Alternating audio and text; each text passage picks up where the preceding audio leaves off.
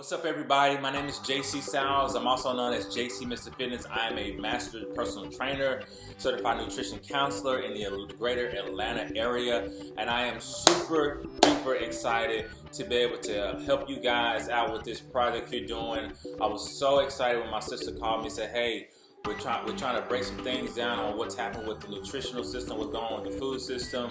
And she was like, hey, you'd be great. I know how you love to talk about the stuff. And guys, I do. I love to educate people on nutrition, help motivate people to get healthy. Because guess what? Living 120 is not a bad thing if you feel good and you look good. You know what I'm talking about?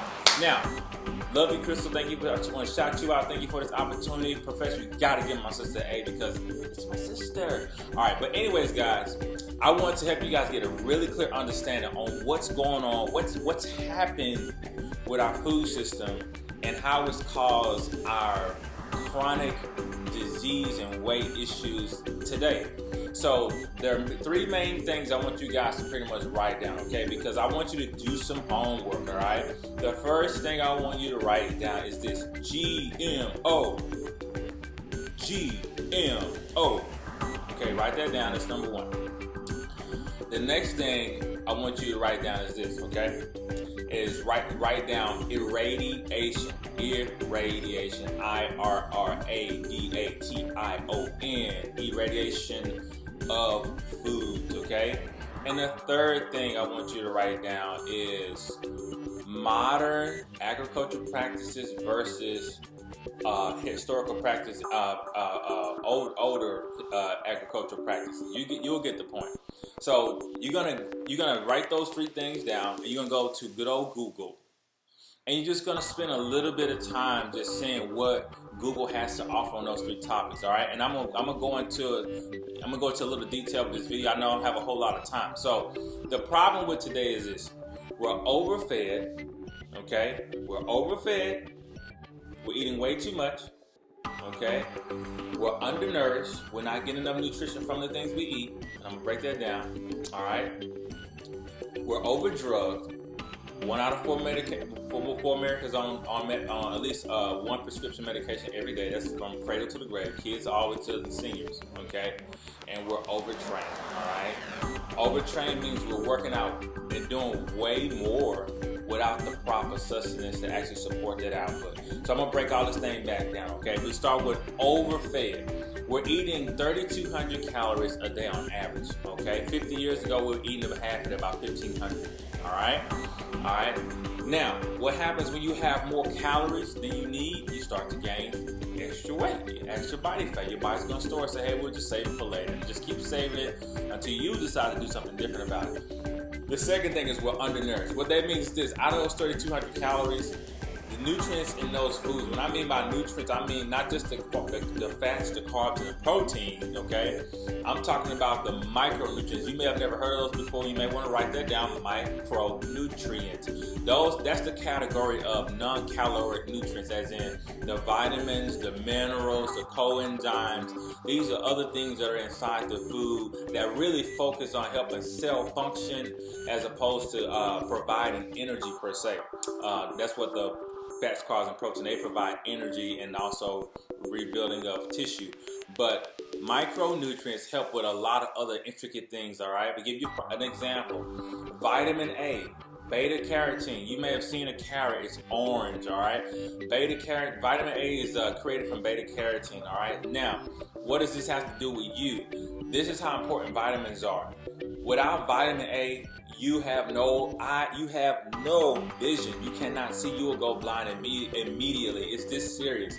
If I could snap my fingers right now and take the vitamin A out of all your bodies, everybody in that room would be drawing with your eyes and with your hands out, all right? So that's how important they are, because all of the micronutrients and all the vitamins and minerals, they play their part in terms of our entire body and all the intricate things it needs for it to function, all right? So think of it like if you're gonna do if you're gonna design or if you're gonna do some artwork or design a building or whatnot, you're gonna need your, you're gonna need your CAD files. You're gonna need your Photoshop. You may render with your pencils. I don't know, stencils, whatever you guys use. You're gonna use all those things to actually get the complete product and also a perfect product. And it has to also be efficient, okay? So those utensils to you guys, your computer, your Photoshop, all this stuff, that's like equivalent to the nutrients, the micronutrients in the food for us.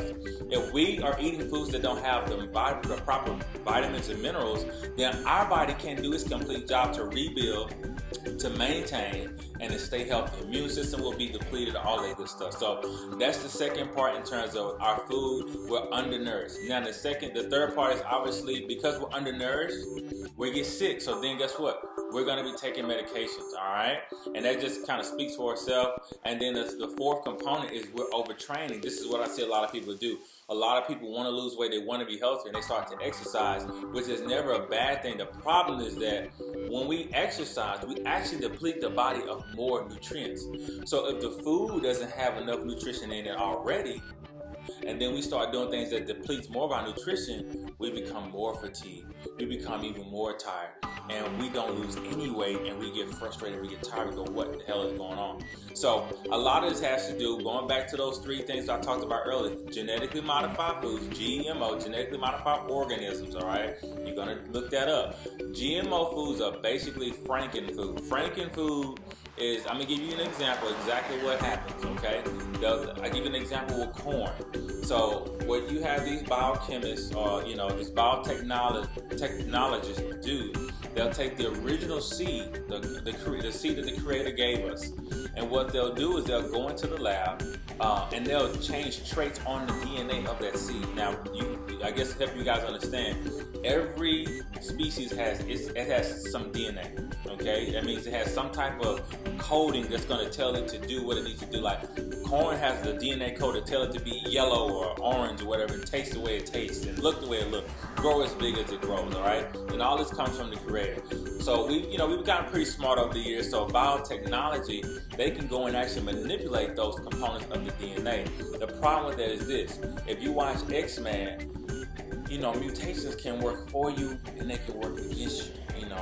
It may be cool to have, Wolverine type of things out of your hand, or be able to shoot lasers out your eyes, but then you may not want that. So you just can't account for genetic mutations. So you got basically scientists playing God with our food, and they're doing it more for profit.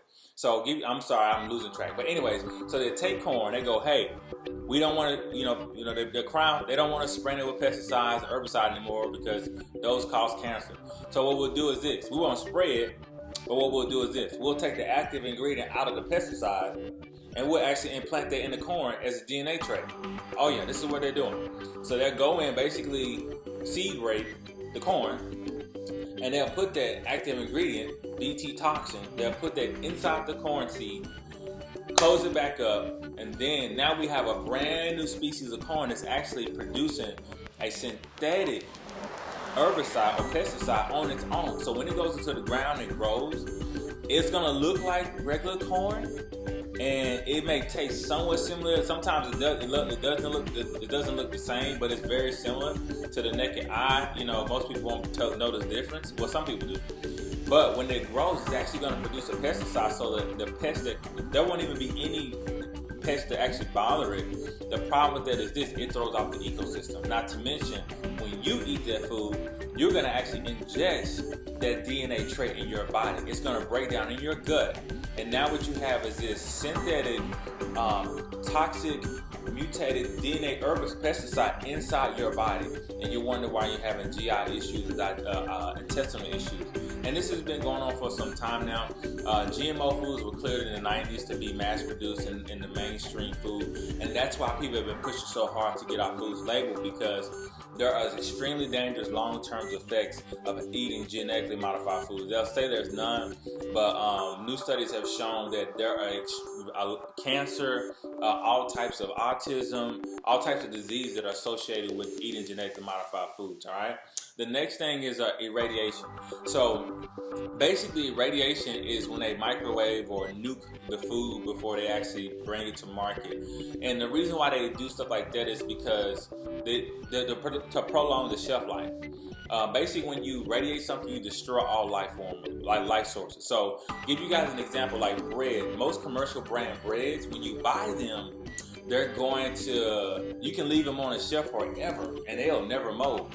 Now that's not natural. That's not natural for bread, because when you make bread, whether it be yeast or not, it has natural microorganisms like yeast, and it has certain germs and things like that, wheat germs.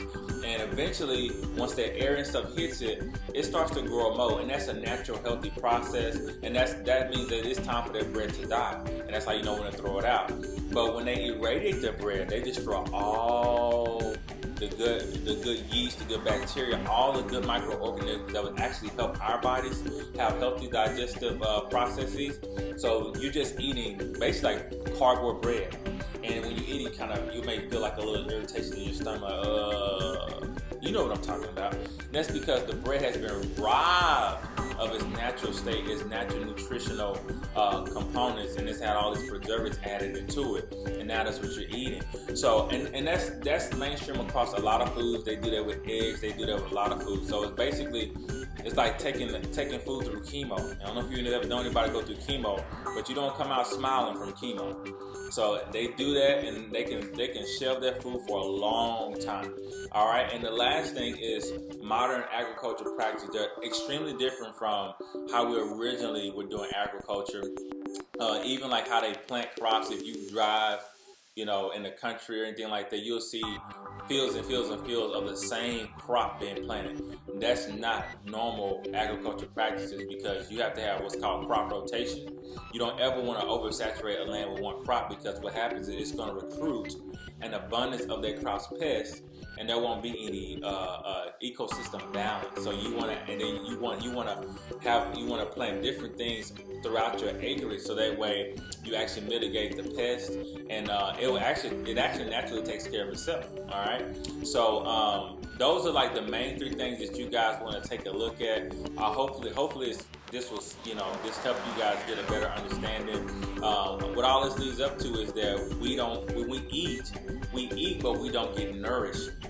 There was a study by the University of Texas in 1999 that showed, some like broccoli has up to 80% drop in calcium. And just to give one example, but over the last 50 years, the nutrition in the food, particularly the micronutrients in the food, the vitamins and minerals have dropped significantly, and this actually plays a role into our daily life. So when we eat, even when you try to eat healthy, it's still not enough nutrition in the food, and that's why so many people are still having a weight issue, they're having energy issues, iron issues, all that type of stuff. So, and this is where supplementation comes in. And like in America, supplementation is a must. If you're not supplementing with some natural plant-based vitamins or minerals, then you're really asking for trouble in the future in terms of your long-term health. So hopefully this is enough for you guys. If you have any other questions, feel free. You can email me, jc@trisetfitness.com, jc@trisetfitness.com, and be sure to follow me. Tell some of your friends about me. I don't care, at JC Mr. Fitness, at JC Mr. Fitness on Instagram. So hopefully this was beneficial once again. Thank you for your time. Love you, Crystal. Y'all rock.